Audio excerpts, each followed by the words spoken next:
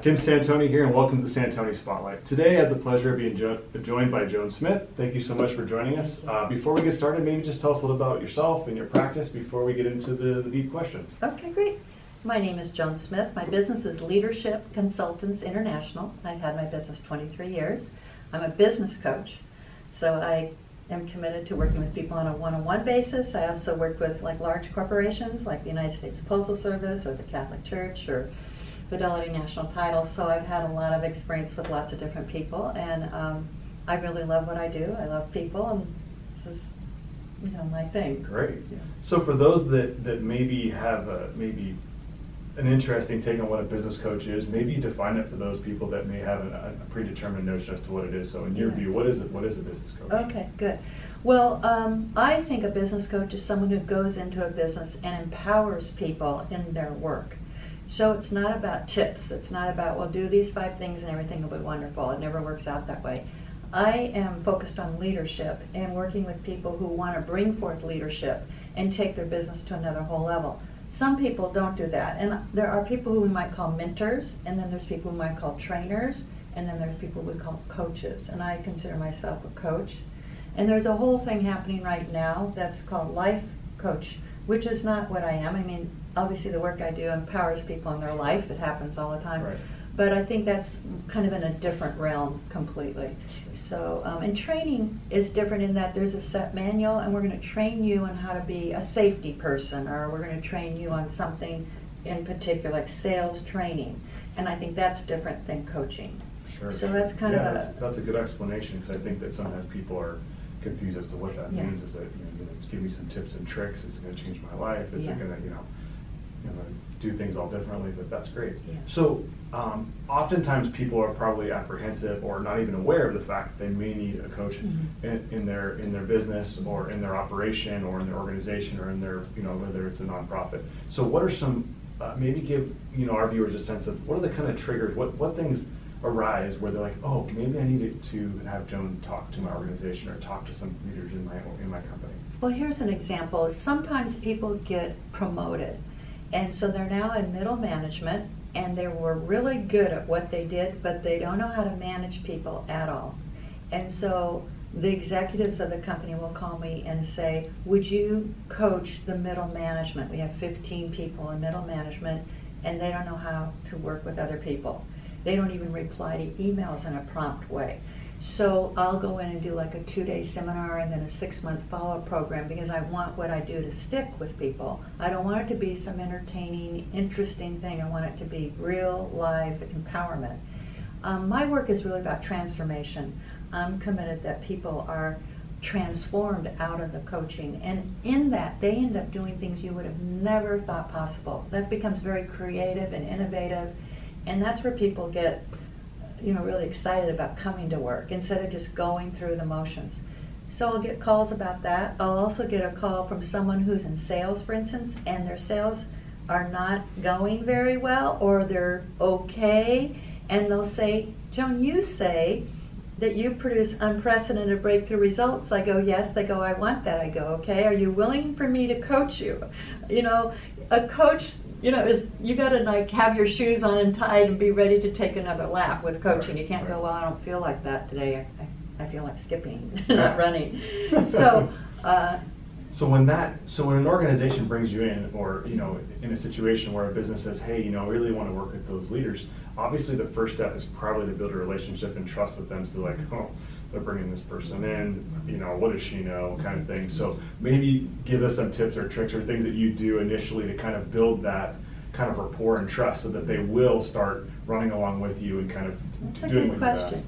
I think open and honest communication is critical to building trust. I think that also having integrity is critical to building trust. So I say to people right up front, there's nothing you can't say. You can say anything you want with me. You don't have to worry about if I like it or don't like it. You should feel really free to be yourself. And then secondly, I'm very big into integrity, like doing what you say you're going to do. And to me, that's missing a lot. There's a lot of really sincere people in business who really would like to have a breakthrough, they think, but they don't want to do what it takes to have the breakthrough.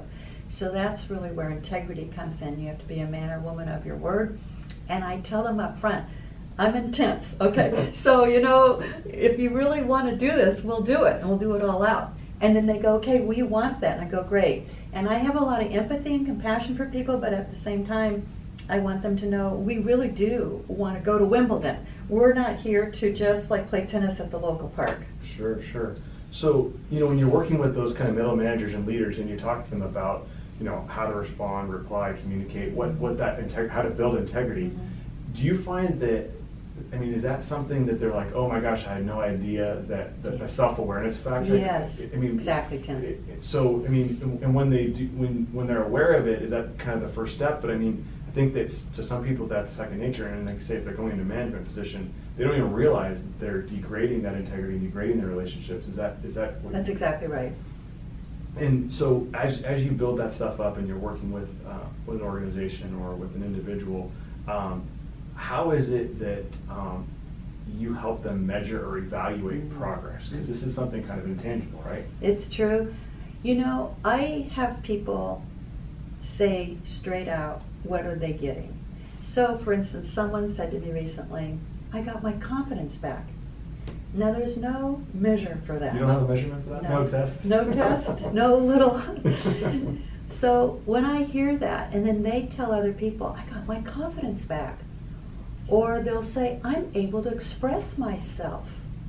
Those are things that are not measurable.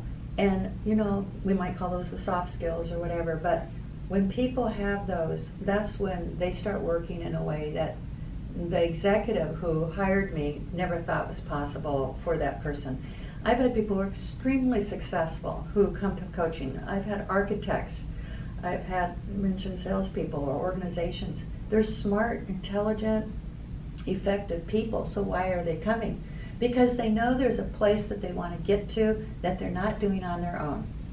And so like confidence, you're right, there are things that you can't really measure. Exactly. With salespeople, you measure it, you see the numbers go up. Yes. But there's steps to be taken to get to that point. Exactly. So I guess this is kind of a buzzword, so I'm going to put you on the hot seat, but this word of millennials. So imagine you're working in organizations where you have senior executive leaders that are, say, boomers, that are working with or having to manage and kind of integrate with quote-unquote millennials.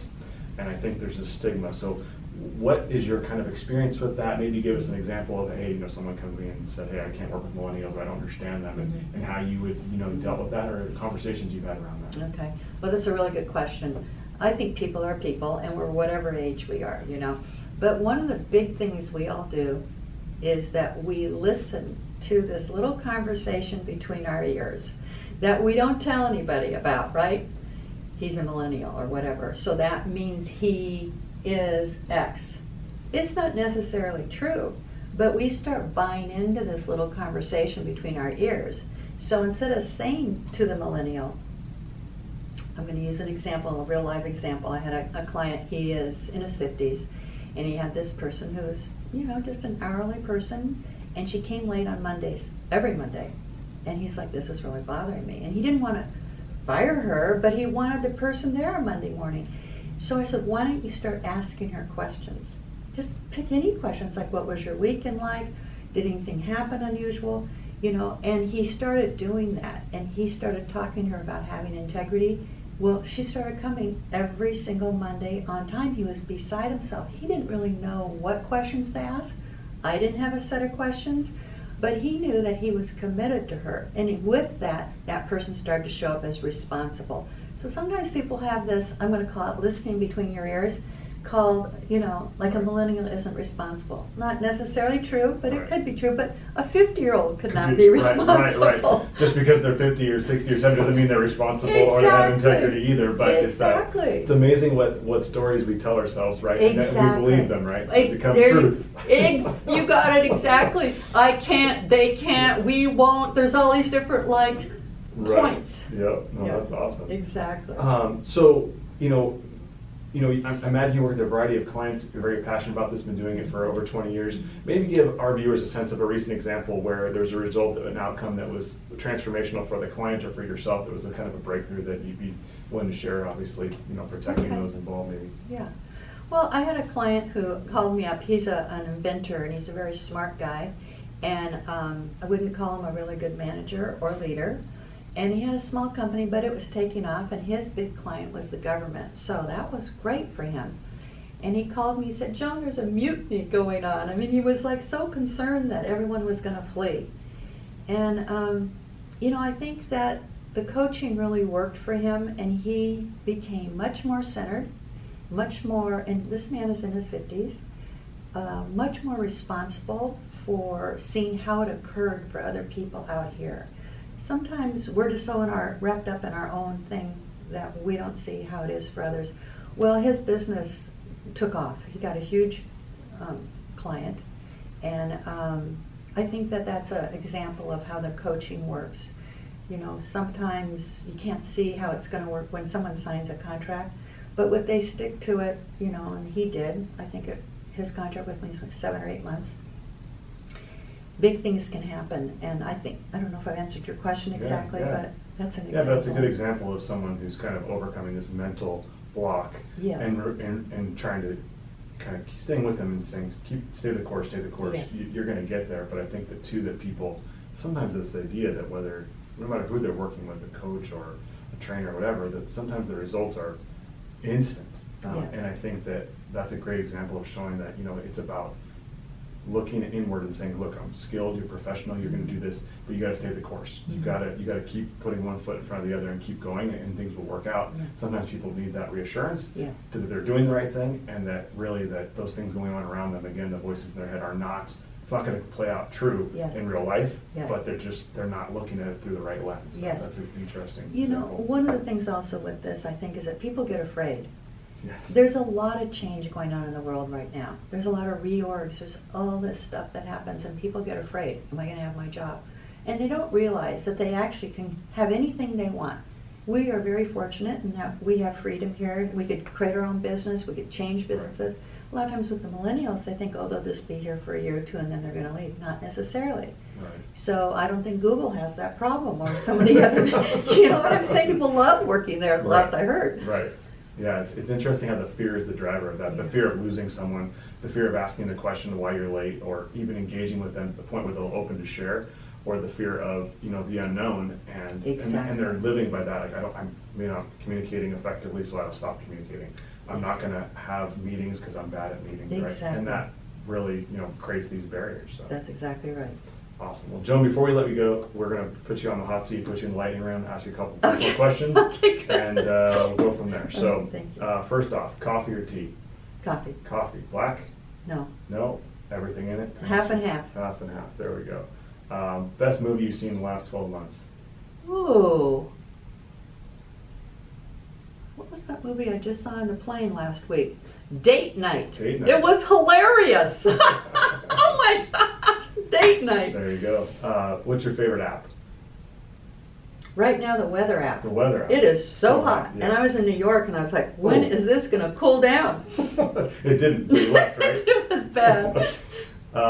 And obviously, being a teacher, trainer, and coach, I have to ask you best book in the last 12 months, but maybe just the best book you'd recommend overall. Okay, big book here, everybody. The Art of Possibility by Roz Zander. Awesome. Yeah, really important. And is that a one-time read, quick read? What's it? It's a paperback. It's you know, about $12 or $14. It was written, I think, maybe 15 years ago. I use it with all my clients. I highly recommend it. The principles that I use in my coaching are in that book. I know the people who coach them. I don't personally know them, but the principles are really powerful, and I think people could read it over and over again. Awesome. Great tip. Well, if you want to connect with Joan, we'll leave her information in the show notes below. We'll also link up the book and some of her favorite things. So thank you so much for joining us. Thank you so much for having me. I really loved it. Thank you so much.